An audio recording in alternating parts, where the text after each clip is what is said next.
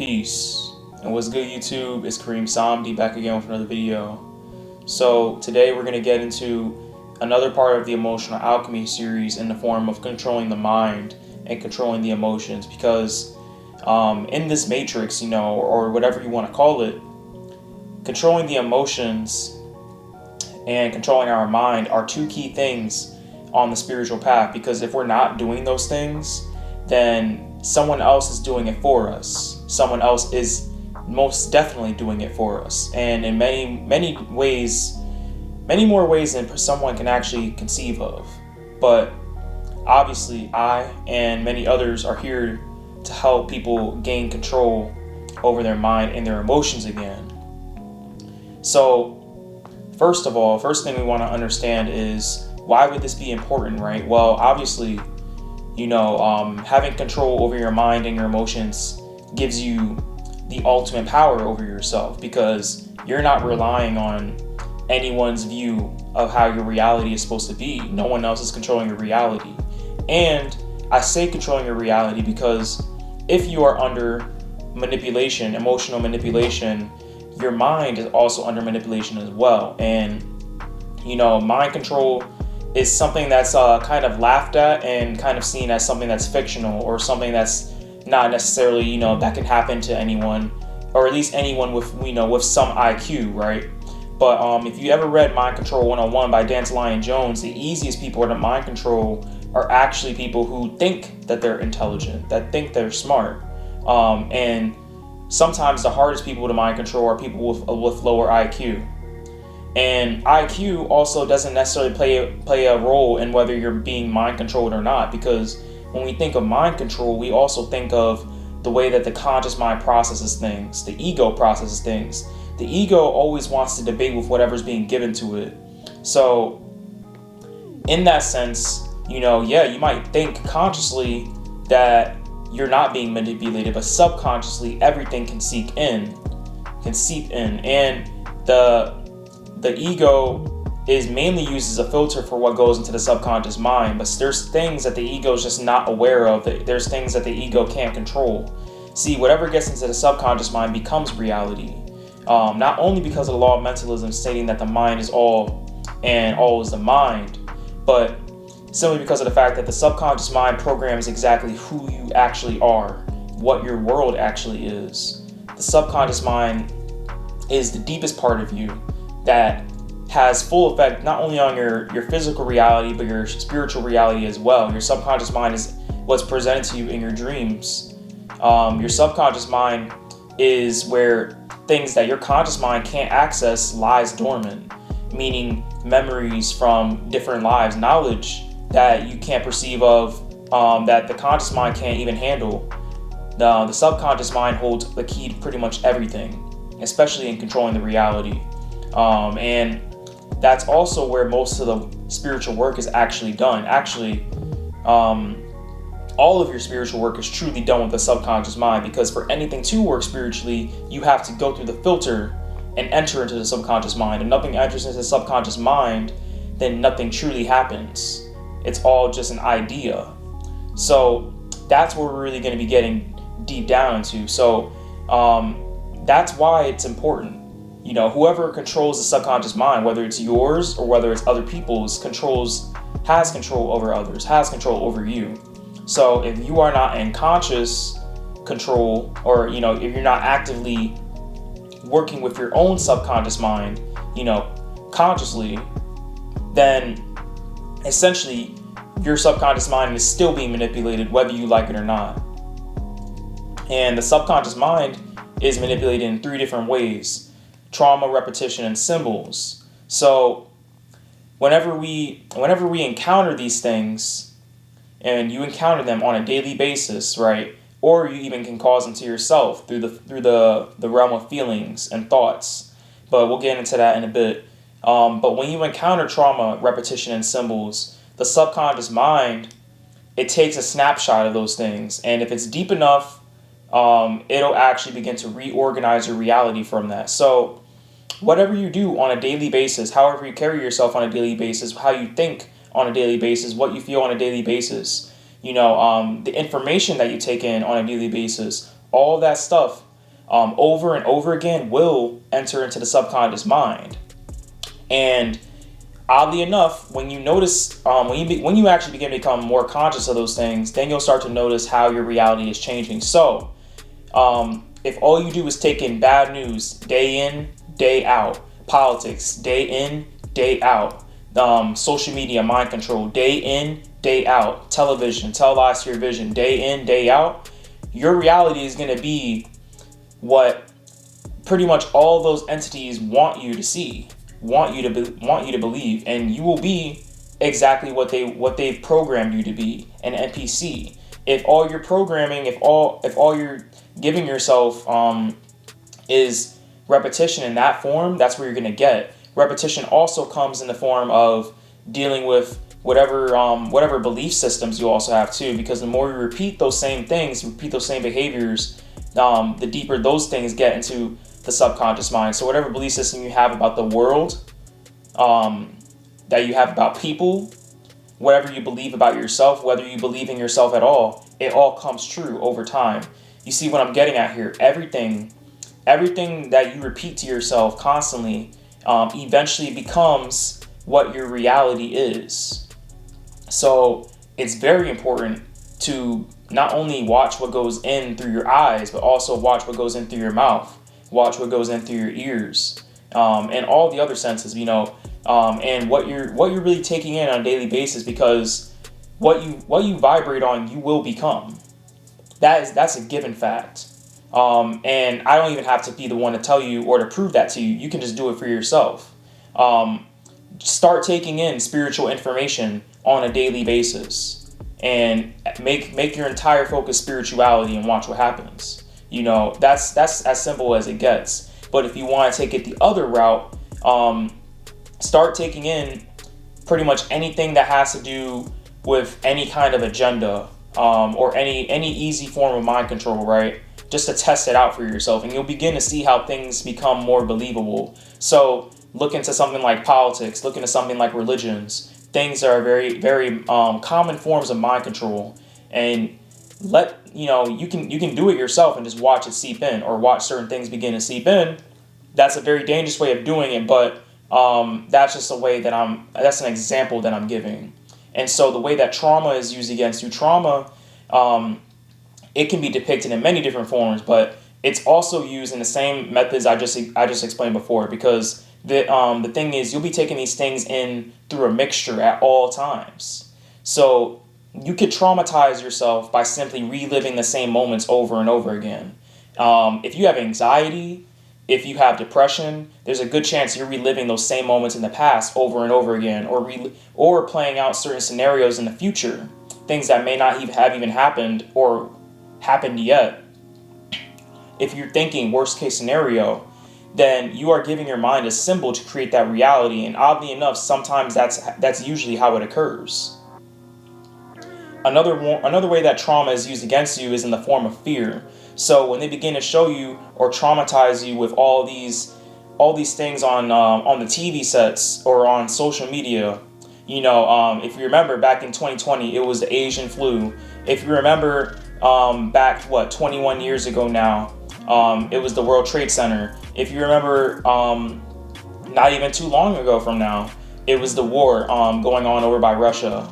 All those things. There's always something to keep your mind occupied with fear, and this is a large thing that's used against a lot of people. Actually, everyone. It's used against everyone. I don't care who you are. In the form of essentially, basically making you live in a fear mindset. If you're living in a mindset of fear, not only is all of your spiritual power bogged down and broken down to its lowest compound, but your mind's capacity is also very low as well. A fearful mind is very easy to control, because you'll do anything to feel safe. That's your basic survival instinct here. When you're feeling a constant state of fear, your root chakra is imbalanced. And when the root chakra is imbalanced, and actually all the other lower chakras, when they are imbalanced, essentially your ego is going to go into overdrive mode to stay alive. And the lower chakras, because they're manipulated so heavily against everyone, a lot of people fall short, especially on a spiritual journey. They'll fall short in learning how to control their mind because they'll forget exactly how their mind is being manipulated. So, yeah, that's another way. And there's your mind can also be manipulated in different ways, just through words, honestly. Just the way that, let's say, an authority figure might speak to you. A religious figure might speak to you. They'll use fear tactics against you all the time to keep your mind controlled, to keep your emotions controlled, and it'll be given to you in a reward and punishment fashion, because obviously if somebody gives you a verbal beatdown and threatens you with hell, threatens you with fear and suffering over and over again, but then tells you, oh, but you will be saved if you do these things, then that's essentially it's essentially food for mind control. And whether or not you're really in control of your mind determines how much you'll actually be able to escape being manipulated in situations like that. And it's obviously not always that overt. A lot of our beliefs, a lot of what's in our subconscious mind is actually given to us. Most of it is given to us. And I'll say that because when you were a baby, when you were a child, you didn't have any presupposing beliefs over the universe and how it worked. It was given to you. You weren't even allowed to come up with a interpretation for yourself. After you were taught a language, after you, truly became, I would say, cognizant and functioning in this world, everything about this world was given to you. All ideas were given to you. Belief systems were given to you. How you feel about certain things was given to you. So actually, a lot of us are walking around, not all of us, but a lot of us are walking around a conglomerate of not just what the world wants us to be, not just what the ones controlling the masses want us to be, but also pretty much not who we are in general. And that's why I say you're either conscious or you're dead. There's no such thing as just not being conscious but being alive. You're either conscious or you're dead at this point. Because if you are not in tune with yourself, then your body isn't alive. It's just functioning. It has a light on, but there's no one there. And essentially you're just a puppet being used by whatever else has control over your mind, because it could be millions of different things at that point. But how do we begin to unravel these things, right?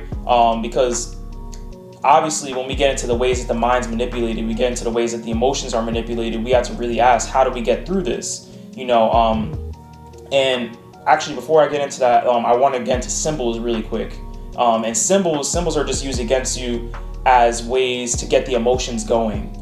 So, or just ways to really get into the subconscious mind, because subconscious mind doesn't process words, it processes symbols. So if you see symbols of people suffering and then they tell you, go get that immunization, blah, blah, blah, all those things. Those are ways to actually get into the mind, to manipulate the mind through emotions using symbols. And now, the way that you get your mind and your emotions back is by doing those same things just to yourself. And this is why I say, learn exactly how the subconscious mind works. You want to get mind control 101, because there's more mind manipulation tactics than just that. We haven't even gotten into things like the herd mentality, cognitive dissonance. We haven't gotten into how memes affect the subconscious mind, how name calling can affect the subconscious mind, a lot of things. Anything that really turns your emotions, mixes your emotions, gets you thinking, and mixes them into a feeling, gets into the subconscious mind. And that's what's usually gets you on a daily basis. So this is why I and many others say that when you're first getting onto a spiritual journey, when you first come into consciousness, before you can even enlighten yourself, because there's a difference between consciousness and enlightenment. So before you can even reach enlightenment, first you got to really remove whatever's in the way, because obviously your enlightenment is already there, but you can't see it yet because your mind's being controlled, your emotions are being manipulated by everything, and so you have to start to remove those barriers and blocks one by one. And it all starts from removing the largest blocks. And the largest blocks are the ones that are within ourselves. So you go deep into the emotions first, emotional body first, and you remove those things. So that's essentially another way to do it too. So chakras, anything on chakras, and you want to get any book that has to do with the psychology of the subconscious mind. There's so many different books out there dealing with those things. And the minute you begin to really understand how the mind and the emotional body works, that's when you can begin to actually, use it to your benefit. Because like I said, if you're not using it, someone else is using it against you. And best believe, because you spend what? Mostly 16 hours a day awake, and you spend 8 more hours asleep. Just like you do that. Jerry Miller, he's someone that I know. He's on YouTube. You can go and look him up. He says that they spend 24/7 learning how to, or not even just learning, but doing tactics against you to control your mind. Through the television set, through social media, honestly, through everything that you can really see, and it's happening outside as we speak. That's essentially what's happening. And it's also, mind control is given to you in so many different ways. It's given to you through public schools. It's given through other people, because if they're programmed, then obviously you're in line next to be programmed. And so you really want to have a nice foundation for yourself and really just understand, okay, who am I really? Because that's the first question you really want to ask yourself. Who are you? Not what other people told you, not what you're doing, but who are you? And why are you the way that you are? We have to question the belief systems that we're given, because if we take everything and we go really far back with it, we'll soon discover that a lot of this stuff is either conjecture or it's basically theory, about a lot of different things, whether it comes to science, whether it comes to religions. A lot of this stuff is either conjecture or it's given to you, or it's just a mind control tactic. And a lot of things cannot even be proven. And the easiest way to control someone is to really just remove knowledge of self in the first place, or give them the illusion that doesn't exist. And the reason why I say that is because Honorable Elijah Muhammad, he even said, when he was speaking back to, the black people in America, the first thing that was done to them is that the knowledge of self was removed, through what we call slavery, the events of slavery, right? The knowledge of self was removed. And when the quote unquote freedom was given back, right? There was still nothing there to really give back the lost knowledge of self. So if you have no knowledge of self, essentially you are a prime target for mind control. So you could become whatever someone tells you to become, simply because they removed whatever would empower you. So if you remove an entire history of a people and you tell them, here, this is your history, this is what you are, and it's being told by the people who, took that from them, that's a form of mind control. So essentially what's happening now is that everything has been removed from everyone. Doesn't matter what group of people you belong to. I've gotten the channel that a lot of people in general, everyone, has lost a large degree of knowledge of self. And so with that removed, that makes everyone prime targets for mind control, not just a group of people, and we know that to be very true, because how many people do you really know who are actually conscious at this point? And if they are conscious, how many people do you actually know that are taking their conscious and actively using it to enlighten themselves? Because mind control has even seeped into the consciousness movements as well, seeped into the spirituality movements as well. Just being spiritual, just being conscious isn't enough at this point, and it never has been really. But when you have the knowledge of self, that's all you need. Knowledge of self is true enlightenment. So knowledge of self, how do you actually, not only knowledge of self, but how to control your mind, how to control your emotions. You want to process your emotions with logic, process them with intellect. You want to balance them out. You don't want them to be all over the place, because when they are all over the place, they'll be manipulated against you. And that's all I have to say for today. So if you enjoy the content, let me know in the comments. I hope it inspired everyone, and I hope it motivated you to really look into these things. Peace.